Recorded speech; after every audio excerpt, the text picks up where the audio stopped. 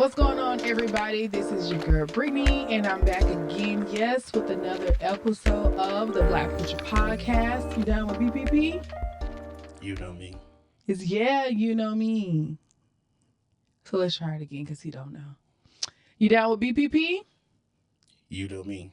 Why you can't say yeah? Yeah. Yeah, you know me. You know me. For those who don't know, why don't you go ahead and introduce yourself? Yes, he's returning back with us for another review. Go ahead. My name is Kelvin, and I'm him. What is him? What does that mean? Himothy, a.k.a. Himothy. Okay, I don't know what that means. So, hey, you gotta get hip. You ain't hip yet. I'm not hip to the lingo, not at all. So what's been going on, Kelvin? I know him by Kelvin. I don't know by him. And Who, Kevin? I say Kelvin. Oh, you sounded way too. Because you have on headphones and I don't. So maybe that's why you can't hear me. Anyways, you ain't gotta be a hater all your life. Anyway, I know him as Kelvin. So tell us what's been going on. First of all, don't be saying my name like that because I'm out here in these streets. But anyways, I had some chicken and some mashed potatoes earlier, and it was really good. And I watched some basketball. But outside of that, no, that's been pretty good. How about you? I've been all right. What's been going on with the Modern CRWD, though? Tell us about the Modern CRWD. We not studying on Himothy. No, I'm just kidding. What's been going on with the Modern CRWD? Shoot, I don't know. We just doing a lot of stuff right now. You know, we got 2025. We're trying to shoot a lot of stuff. Trying to get the content out there. Trying to put people in positions to do more. You know what I'm saying? Yeah, that's pretty much about it. So just go on to Instagram. That's all I can tell you, man. There's just so much going on. I can't even really too much explain it. So if you know who I am, what we do, you know. If you know, you know. Well, if you know that, if you've been following us at Black Preacher Podcast, we explore films and television series that star Black actors and are made by Black filmmakers. We also interview and speak with filmmakers and industry professionals and highlight their work and talk about their experience paying homage to the creators and artistry of not just Black cinema, but of movies and works that explore diversity as well. So this week, or this month, we'll be reviewing a pastime favorite of the culture, and that is Coach Carter. There will be spoilers, so if you haven't seen the movie yet, you have plenty of time to watch it. If you haven't seen it yet, just know that we will be talking about it very deeply Hold on. and giving away some things. Sorry to cut you off, but if you haven't seen Coach Carter, then you just not, and you super late. Not super late. I mean, some people haven't seen stuff. Haven't seen stuff like Coach Carter is they showed it in like 5th grade. Like, come on, you gotta if you in the 30 or 40 range, you haven't seen Coach Carter, you living under a rock. I'm just gonna say that. I mean, like some people haven't seen Friday. If you definitely haven't seen Friday, you've been living under a super rock. Not a super rock. It's a very heavy rock. Yeah, and ain't no way you ain't. I don't care what culture you in. Everybody's seen Friday. Friday and Coach Carter. So, hey, y'all better go ahead and get your game up if it's not. So, Coach Carter is an American biographical sports drama film that centers around Coach Ken Carter and the Richmond High School boys basketball team, who made national news when the entire team was suspended for breaking their academic contracts. Coach Carter was released in 2005 and stars Samuel L. Jackson, Rob Brown, Robert Richard, Demi Morgan, and Ashanti. All right, so how did this movie make you feel? After watching it, how did it make you feel? It made me want to join the basketball team.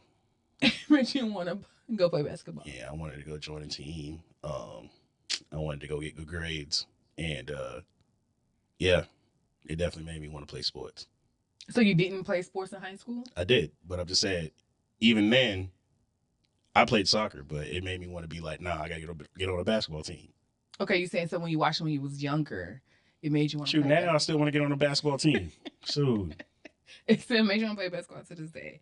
2005, I was in elementary school, so That's when I first watching it. And of course, you're not watching it with an adult eye.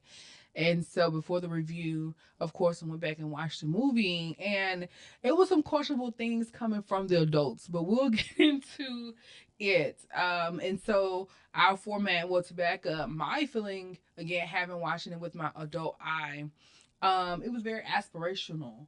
You know, I felt like it was relatable because Mm-hmm. again, going back to grade school, some of those kids were in our classes. No, it's aspirational in the fact that you want to set high standards and achieve those standards because he's had high standards for his team in the discipline and the grades and things of that nature. Nah, that just made me not want to get C's. I ain't gonna lie But to you. it's also relatable in the aspect that these kids are everyday kids. Again, having gone through high school, some of these kids were in my classes. Again, having a pregnant girl in class, these basketball players who didn't want to do their work.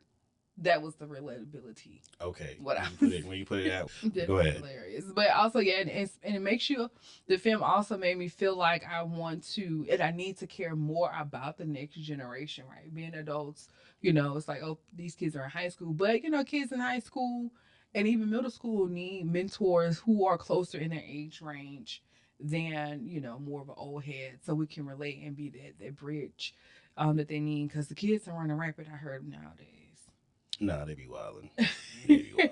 Nah, but I mean, the film also like it shows that when you are at a certain age or with some knowledge that you do have, just even the littlest knowledge can help people strive to do better. You know what I'm saying? Like because I'm not not going into the film already, but like sometimes even the people that you look up to, like your parents or anything else, can still lead you the wrong way. And then after they see you doing good, they realize, you know what I've been telling you has been wrong, and what this person's telling you is actually right, and you need to be going in that direction that person telling you. You know what I'm saying? Right. Hopefully, you know, some parents actually think that way, but sometimes they think that they way is the right way. Okay, so we can go ahead and dive into it. We like to take it act by act and then dive into the different elements of the film as we go along, right? So, in the opening, we meet Ken Carter as he leaves work and heads to his son's basketball game. His son, Damon, is being played by Robert Richard. Their team is playing against Richmond High School, Ken's alma mater, where he actually played basketball. He helped them win championships. His jersey was retired, and we see all the elements of that school, right? Mm-hmm. He sees his son playing a good game. I think his son actually came off the bench because he may be a freshman, I think, right? Um, we see how his old school is playing against his son's team. They're kind of undisciplined. They didn't take the loss very well. And then we cut to seeing Ken talking to the basketball coach of Richmond, and the guy actually offers him a job because he's retiring. He said he tired he He tired. tired of He tired of he losing, tired bruh. of He losing. tired of losing, So bruh. he's like, "Do you want the job? You were here before. You know how the school goes. You can help bring another championship to us." Ken is hesitant at first, but he ultimately takes the job. And then again, his son, who plays basketball, asks him, well, very much like demands that he gets to go to Richmond High School as well. Mm-hmm. Um, at first, it's like a clash because he went to a prep school. He's sending his son to a school across town Mm-hmm. to get a different type of education. So he wants to leave his prep school, come play for his dad.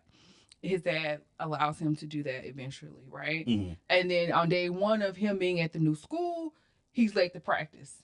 And he gets the same treatment that Coach Ken Carter is giving the other boys. He gets the same treatment. You gotta give me sprints, you gotta give me push ups, you gotta give me Couldn't be me, everything. but I quit, but um, and along the way, we then are meeting the different teammates on Richmond basketball team. We have Kenyon, who's played by Rob Brown. He's dating Ashanti in the movie, and then we come to learn that she's pregnant. And mm. then we meet Worm, Junior Battle, Jason Lau, who are all promising players on this team. Jason Lau's being played by Channing Tatum. I think he was like the only white boy on the team. But then we also have Timo Cruz, who's a hot-headed Latina guy. Very good basketball player, but very hot-headed and was in those streets. So the first act, it opens us up to this world. We're introduced to the players. We're setting the scene as to what's gonna come. Mm-hmm. So having those different people on the roster, the cast, how do you feel like those actors performed? Do you think they did great in their roles, or you think somebody could have done better? No, it was A1. They did. It was really, really. They did a really good job. It was really convincing that these like they were the characters. Like you know what I'm saying. Like Timo is definitely one of the most memorable players on that team for sure, for sure. But yeah, nah, they did a super good job on that. Yeah, and like I said, I mentioned that this was Channing Tatum's. This was his debut, his first feature film, Oh, and word, they know that. yeah, and we know him from like Magic Mike, Yo, why you would say Magic Mike? You would and say a Magic bunch of Mike. other movies that I just can't think of. I just remember that one for some. And he this was a different role for him. For him having come out in this role, and then now we see what he's progressed to. I think that that was a good choice for him to do this role. But would it? I mean, you say choice, but like if it's his first feature film, wouldn't it be more of his first opportunity more than a choice? Because it was just like, yo, I got this my first feature film. Let me go ahead, go hard. You know what I'm saying? But you always have a choice to turn it down. Like he could have said no. True, but I mean, if it's your first, I mean, I don't know. I feel like if it's your first feature film, you probably if they gave you the opportunity, you wouldn't say no. But I mean, I mean, I don't think he was given. Everything's always presented. but okay, he You earned. audition for But the okay, role. so the best way to say it, he earned his opportunity for his first feature film Right. instead of him choosing. Because I don't think he would have chosen. Like I mean, if he thought that the film was bad, then yeah, maybe he'd be like, nah, I'm not doing it. But Mm-hmm. Mm-hmm. I mean, after reading, I mean, I ain't read the script, but seeing the movie, I think nobody would have said no to it for real. For real. Right. Right. It just seems like that role, that movie that you would want to be in. That's how great it was written, but we'll get into the writing later. And Rob, like I said, had Samuel L. Jackson in it. He's been in everything. Rob Brown, who plays, who would you say he plays? Ashanti's boyfriend. I'm gonna just say Ashanti's boyfriend, but he's one of the star players on the team. He was in Finding Forrester, Take the Lead, so he's had feature film accolades. He's been in stuff, right? And then you have, like I said, Channing Tatum, and the guy who actually played Worm. He had a short-lived career, acting career. Like most of the people in the movie might have went on to do other things. He actually went on to go to jail. So Damn, damn, damn. yeah, I had to put his business out there. He was arrested for scamming the people. He was Yo, a free my scammer. boy, man. I don't know. We should look up and see if he's still in jail or not. Yo, We free can bring him him if on the he podcast, talk about his experience. if he's still in there, yo, free my boy, man. So back to the story, right? So as the new coach at Richmond, Coach Carter is pretty tough on his team. He takes no excuses from anybody, not even from administration, because he goes out and seek their support in the things that he's trying to implement. He makes his team, and being one of those things is a contract. He makes his team sign a contract stating that their grades will maintain at a C plus average, and that's a 2.3 GPA. They have to sit in the front row of their classes. Mhm. They have to wear ties on game day and then show up before time to practice. Because if you're on time, you're late. So he makes them come before time. Do you think, as a student athlete, you did say that you played soccer? Do you agree with that? Those rules? Do you think they were too harsh? Hell no, this shit sweet. Yeah, I ain't gonna lie. No, don't get me wrong. At that time, I ain't want to dress up and stuff like that. I get that part, but like those things is what build you into an athlete because and that as we think as kids, we think being an athlete is just being athletic and just being able to perform on the court, but you have to be an athlete on the court and out off the court as well too. So getting the good grades to be able to play, and all you had to do what was it 2.5? You said 2.3. 2.3. That's It's a C plus average. bruh. That's easy, bro. You and literally just to get that, you just really got to kind of show up to class, do your homework, and that's it. Like so that's the bare minimum, and the fact that the parents and stuff was tripping was what kind of threw me off. Like, bro, oh, my son's destined to go to college, but in order to get college, you have to have good grades and good SAT scores and stuff. So, like, yeah, how does this translate? And that's the part where I'd be like, yo, like, there's a confusion on, what an athlete really is, and like, kind of somebody steering you in the wrong way because you thinking that, oh yeah, because you have one half of what you need to get somewhere, you think that's all you need. It's like, nah, bro, you need more than that. Right. You have to have a plan A, B, and C. You got to have the athletics and the academics to get into anywhere, and to even again have that backup plan. If you go off to college, get a scholarship, and then you come out of it with nothing, what if you get injured? Then you can't go to the pro, and if you didn't get your degree or paid attention, you have nothing to fall back on. Put the fries in the bag. Oh no. So okay, and as he so going off what he did, he made mention that some of the players weren't feeling the rules. Some of them quit, and even some of the parents weren't feeling the rules. I think they voiced their opinions at what seems to be like a PTA meeting. They got all upset. Why are you making my kids do all this stuff? They just need to play ball. So it was just like, Well, let me just cut what? you off. For like, what do you? Why do you think? I mean, why do we think that parents do? I mean, parents do that, but like, I be still trying to me understanding why do parents do that? Like why are you tripping about my kids' grades? But that's a requirement. I don't know, cause I wouldn't. It's, I I just don't know, cause that's like, I mean, and that's just a real life question. Like, why is it that parents trip about their kids needing the actual grades to get to where they get to? Because like, even so, if let's just say for instance you're a great high school player or whatever, and your kid want to go to University of Alabama, Oklahoma, whatever, and you live in a certain state and they're going cross country, you think they're going to just take you cross country and you don't know how to do math? Like, you know what I'm saying? That's why I just be confused on that situation. But it's a real life situation. Like, it sound like it's stupid, but it's a real life situation. Like, well, I think as I'm thinking about it, maybe some parents don't want their kids to do more than what they did. mm. You know what I mean? Like in a way, they want to hold their Oh, so kids they and haters. they secretly haters. Because why wouldn't, like as you said, why wouldn't you want your kid to achieve the best, have those high standards so you can go off and do as much as you can? Yeah, Right. The that's real. opposite of that would be because I don't want you going nowhere. That's real. That's real. Yeah, it just be weird because I just be like, bro, like your man, the man's or the woman gotta know how to do math in order to lead the state, bro. Like, I mean, you're going to college, like they gotta learn something. So yeah. So the parents were in support of that, and even the administration was in support of it either. And as we talked about, it's like, why don't we care about these kids? Yeah, it should be crazy, bro. And then so mentioning Timo Cruz, he ended up signing a contract. As I said, he was the hot headed one. He ended up signing a contract, but during a practice, he ended up getting very disrespectful with Coach Carter, and he gets kicked off the team. After a while, Coach Carter is able to at least maintain control of those who remained, and really express to their parents the benefits of the contract and this being disciplined and the rewards of that contract. Again, you can fall in line, you can be respectful, you can get the recruits. So again, the players who remained, they fell in line. And as the season got started, they were winning games back to back. So everything's going good, right? We're winning games. We're doing what we're supposed to do, or seem like, because if you've seen the movie, you know what happened. Everything seems to be going good. Timo Cruz, he outside across the street, basically looking across the street like, oh, I miss my family. I miss what's going on over there.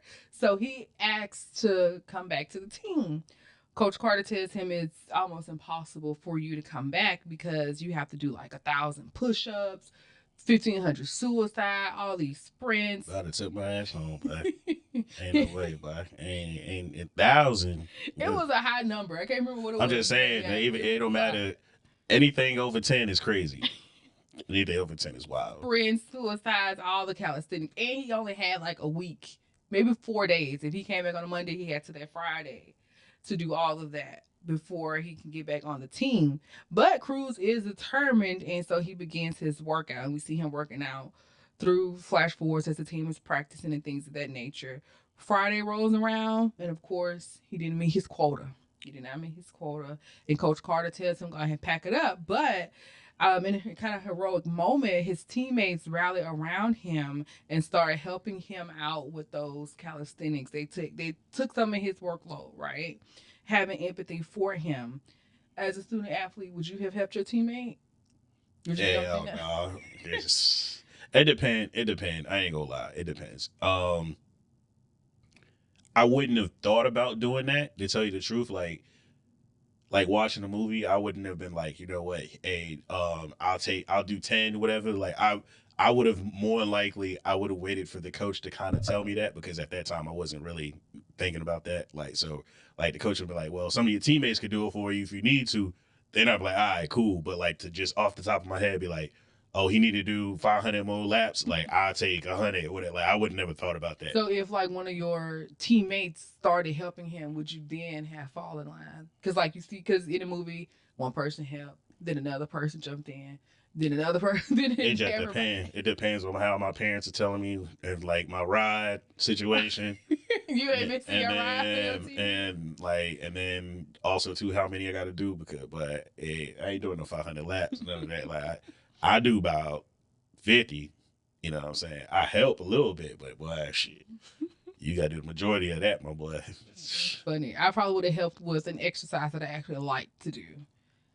So, nah, I was say ain't no exercise I like to do.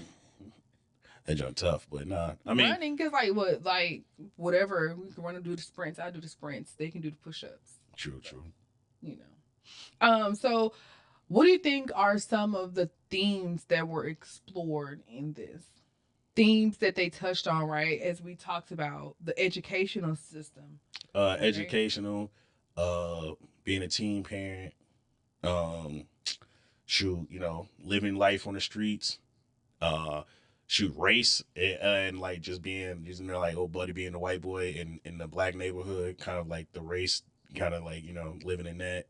Um, shoot, somebody that actually cares against a system that really doesn't care, and then convincing that system to care. You know, yeah, pretty much that. Right, right. And I'm gonna add again like the trials and the triumphs of what you're saying, trying to get the people to care, having that hope that you can try to change that system. And this movie was actually based off a real life story of a coach who did have this type of mentality and lock the gym's doors.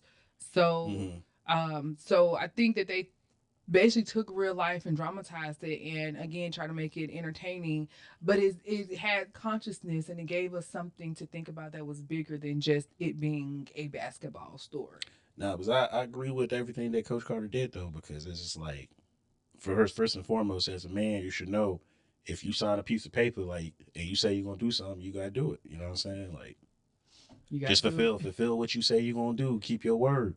Oh, that was a good point too. I don't know if they said it, but just keeping your word also was could have been a good thing. And you know, a lot of people, you know, they be like, "Oh, this is this bullshit." Da da da. Woo woo. But like, bro, again, you agreed to those terms. So as a man, just finish that. And then once you're done, come back to the table and renegotiate.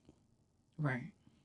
So as I said, the team stepped in. They took some exercises of off his back and helped him get back on the team. And again, things are seemingly going well. Again, they're winning more and more games. They even get an opportunity to be invited to a holiday tournament. And they, of course, win the whole tournament. And it's away from their hometown, so they had to stay in a hotel overnight. Oh yeah, them boys is wildin', wildin', wildin'. After the game, some hot thought trot girls invite them back to one of the girls' house, and they're having a house party. Things kind of get out of control a little bit. Essentially, they snuck out the hotel, but Coach Carter eventually finds out and then find where they are and go and get the team. The girl parents pull up. It was a whole scene, but he did let them know, not to call the cops because these are black boys, these are white girls. They luckily didn't call a cop on them. But of course, Coach Carty is highly upset. Instead of like waiting until the next morning to go home, he was like, "No, we're going home tonight because y'all don't even earn a privilege to stay in the hotel." They leave in the middle of the night. So what do we think about the direction? The directing of this, the cinematography of this movie so far. We're almost at the midpoint. How do you think the writing style is doing in this? Um, it's doing a good job. I mean, because it's just showing you like how everything can go right, and you know, everything going good, and how you can be easily influenced and just, but like you can just get too comfortable to the point you forget what the true essence of what the mission really was because now because you so good at something all these things are coming at you fast, cars, women, money, drugs, like all this stuff is coming to you so fast that you just so easily influenced into just enjoying yourself because you at the top to now like things can just hit the bottom quick. You know what I'm saying? And that's what eventually happens. That is what eventually happened. The director of this, he didn't write the movie. But his name is Thomas Carter. No relation to the real Ken Carter, which was funny. Which was a funny thing. He actually directed a lot of TV episodes of like Law and Order, CSI, things of that nature. He's like a studio TV director, and I think this was his first movie, and I thought he did a really good job Mm-hmm. on this movie directing it. As you say, I think the writing was great. It had great moments of dialogue that made you sit and think about, and then it came back around towards the ending. Right. So I think they did a great job in the writing and the directing for it. Like this movie was a really great movie, especially for its time. So kind of going back into the movie, we're at the midpoint, as I said. So again, he's taking the team back home in the middle of the night. He's playing no games. He's hot with them. He getting them a whole lecture on the bus. And then a couple days later, as they're back in Richmond, he starts to learn that these students, his team, is not actually going in class. They're not fulfilling their end of the contract. They're failing. They're not sitting in the front. They're not even making an appearance. I think the only thing that they do is wear their tie because at least they're playing in the game. Too comfortable, but there, yo, that's what comes with winning. Like you so comfortable winning that you think it's so easy that you just start doing whatever you want to do now. Right. They thought they was finna get one over on Coach, but he found out. And so the best way he felt like for them to get the bigger picture is to lock the gym doors. Like that's the point where they weren't fulfilling their end of the deal. So he has to take hard I ain't gonna lie, consequences. that was kind of extreme though. That was crazy. Like as a person that loves the game or something of that nature, and you know you good at it, you winning, and to know that someone just locks you out, it's crazy. Well, did he even say that that could have been a consequence? Nah, Like if you don't do this, then this happens. I guess he said I'm nah. keeping all the consequences That's why I to said it's myself. like because you don't know. It really, I don't even think it was. I think it was just like you didn't play, but to know that everybody's messing up, and then because as kids you got to think like you have that mindset like, oh, you can't get all of us. You know what I'm saying? We're all doing bad, so that's how Mm. he got everybody. Was like, oh, I'm locking the gym for everybody because y'all can't get y'all grades together. Yeah, I was gonna. We can get into that later. Excuse me.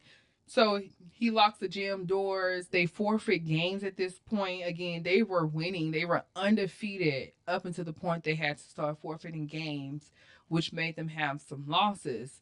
Um, And boys hit the news too, they but hit the news. This is the thing that circulated that made this community basically put them on the map and Coach Ken on the map.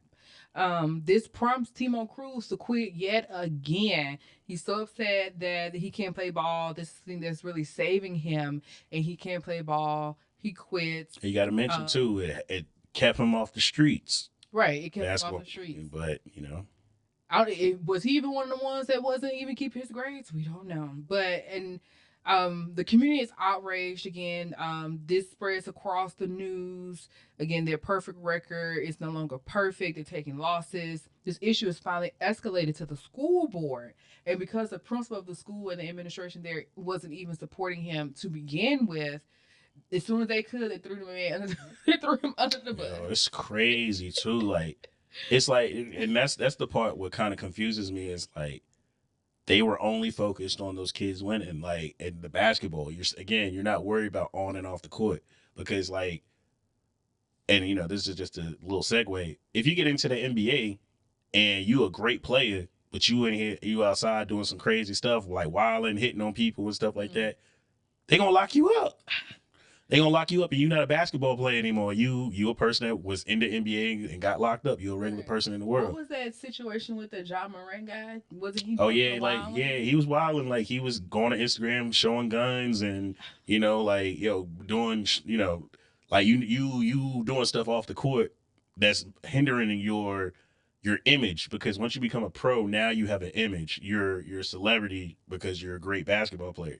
You have to keep up a manageable image for not only the league but for yourself. Mm-hmm. Once you put a bad image out there, stuff starts hitting the fan very, very quick. You know what I'm Right. saying? So like, Because yeah, now kids are looking at you. yeah, right. You're the hero. So like I said, the school administration threw coach under the bus at the school board meeting, and he takes a stance. He says, if you guys open the gym doors, I'ma quit. And you guys haven't been doing as great at winning since I took this job. So we take a couple losses now, but you'll take a little bit more losses if you open a gym, let those kids play without upholding this type of discipline. Mm-hmm. Um, and guess what? They vote to open up the gym, so he quit. And as you were talking about earlier, you feel like the tactics were a bit extreme, Mm-hmm.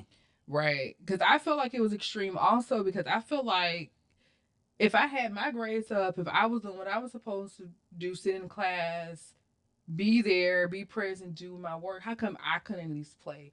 And me and the others who, Shoot, they only had one player that had good grades and though. that was his Like son. that was his son. That was the only one. But like that just shows you though. Like I feel like there's a metaphor in that too. Like shoot, you know, all because everybody fails doesn't mean that everybody don't fall with you. You know what I'm saying? Like it's like because that's how I look at locking the gym. Is like he was like, oh okay, so y'all think y'all outsmarting me because y'all think like, oh y'all really in control because y'all the players on the court. Let me show you in life. Like if all of y'all do bad and y'all all in the car and a robbery happens, everybody goes down. Right. Not like just like you know what I'm saying. That's that. I think that's a metaphor within that too. So like because Yeah.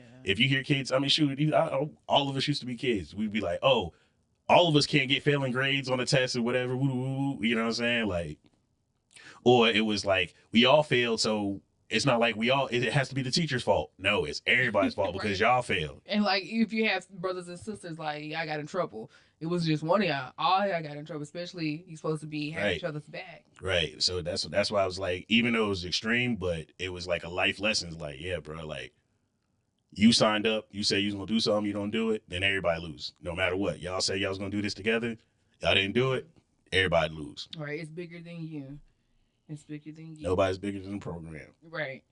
Okay, so wrapping it up, like I said, the school board votes to open up the gym, leaving Coach Carter to pack his bags. But when he goes to the school to collect his things from his office, he sees something that surprises him. His players are in support of him. They're showing up in the gym, sitting in their desk, protesting, not going to practice, not actually playing because he quit. But I want to take a pause and I'm going to rewind because meanwhile, while the shutout, the lockout is happening, the school board meetings are happening, we have to talk about Timo Cruz and what he went through, right? And Outside in the streets, but because, like I said, he quit the team. Basketball was the thing that was saving him, so he had no other choice but to go back to the streets. And during those moments where, again, he was missing his teammates, he saw his teammates and he went to go talk with them, chop it up on a block. And next thing you know, his cousin is shot down, which it could have been him because he was standing right next to his cousin and his teammates who were across the street. He saw them, he went across the street, and his cousin got shot up, which was a traumatizing, life turning moment because in an instance, again, it could have been you. Um, and especially you could have been out the way if you was at basketball practice, you know? So that traumatizes him. He actually runs to Coach Carter's house for solace, and Coach Carter's actually there for him. He opened up his door. You remember the scene? He falls in his arms and started crying. That was a heart wrenching moment. And then also, meanwhile, the lockout is happening, school board meetings, things of that nature. We see Ken's and Ashanti's relationship is on the rocks because, again, they're going through the whole thing. We shouldn't have this baby, but she's having the idea like everything's gonna be okay. We could have this baby, like having that hood dream of being in an apartment with like 15 people. And he's like, no, I have basketball. I have other things to think about. Like, it's not going to work. So we see their whole relationship and they're back and forth going on their theme of teen pregnancy. And I think they end up taking a break from that. So then pick up again, the whole team is in the gym, in their desk. Even Timo Cruz are there in support. And that's the famous scene where they do the quote, my deepest fear is not that I'm inadequate. My deepest fear is that I am great beyond measure or something to that nature. I don't remember the whole quote. Can you name the quote? nah, that man legendary for it though. And actually, on Instagram, he had um I forgot who page it was on, but he actually they did a re kind of a skit of him redoing that whole poem. I forgot who that poem was by, but yeah. Mm. I want to put that in, the link in that. So eventually, because the players support him in what he's doing, the only entity people that were supporting him, the school board and the school had no choice but to really hire Coach back because they didn't want to play for nobody else but Coach Carter. So they eventually hired him back, and then the school they end up playing. Now I can't remember if they go on to win a championship or not. Mm, I I want to really say they did. I If want to they say they did. did, they didn't. Either way, in the end, the point of it was Everybody that went to college. yeah, everyone went to college. They got their scholarships. They understood the reason needing to have discipline and respect because it did take them where they needed to go. Because at least like most of the people on the team got scholarships because you remember they did all the clips and things of that nature. So, who do you think which character had the biggest change or development over the course of the film? It had to be the Cruz. Timo Cruz. Yeah, Yeah. because like he became a quitter. I mean, he was a quitter at first because he thought he run everything. He thought he was the best player on the team. You got to do it my way or the highway. And then he found out that like he learned after a while, like you said, respect, and also he learned like the world's bigger than me. I have a purpose. I need to get my head in the books and like I need to focus on basketball because basketball is all I got. You know what I'm saying? Right. And that's like it went from this dude that they portrayed as that he thought being in the streets to what I am stronger. I am better than who I thought I was, or I'm more than what I thought I was. You know what I'm saying? Right. Yeah, I think I can agree. I think he did have the biggest change over the course of the film. And maybe even Worm also. Do you feel like Coach Carter changed? No, I thought he stuck to who he was. I mean, I would Was that a say good or bad thing though? no, it's a good thing because he stood on business. He stood 10 toes. Like that's I think that's one of the things. Again, back to being standing on your word. When he spoke to those parents, he said, "I will develop these kids into basketball players and to better men if they follow by my rules and everything else." And that's exactly what he did. To the point where he took drastic measures and locking the gym and everything else, and he stood on business and even went to the board of education like, I am not going to coach these boys because they did not follow what I told them to sign. And he stood on business. That's what you got. That's what people got to understand. Like, again, like, no matter to what you agree to, like, you got to stand on business. That, like, understandingly, there can be change. But again, that change has to be in agreement. But at the same time, like, when you agree to something and you a man, even a woman, you'll stand on business. Right. Gotta say no business.